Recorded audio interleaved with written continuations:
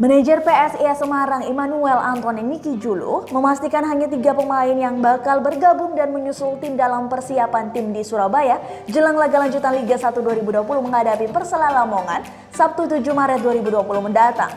3 pemain ini antara lain Flavio Beck Junior, Alfreanda, Dewangga Santosa, dan Bruno Silva. Khusus untuk Flavio dan Dewangga sudah merapat di Surabaya, bahkan keduanya sudah ikut berlatih bersama tim pada Selasa 3 Maret pagi. Seperti diketahui, pasca melakoni laga perdana Liga 1 musim ini kontra Persipura Jayapura di Stadion Kelabot Manado, Sulawesi Utara, PSIS memutuskan tak pulang ke Semarang, melainkan menuju Surabaya dengan alasan efisiensi waktu. Kita memang memutuskan tidak pulang, tapi menetap di Surabaya untuk persiapan match kedua lawan Persela, kata Anton kepada Tribun Jateng Selasa 3 Maret 2020.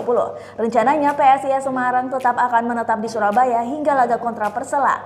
Itu artinya skuad Mahesa Jenar tidak akan pindah hotel ke Lamongan. Adapun selama di Surabaya, skuad asuhan Dragan Jukanovic berlatih di lapangan Polda Jatim.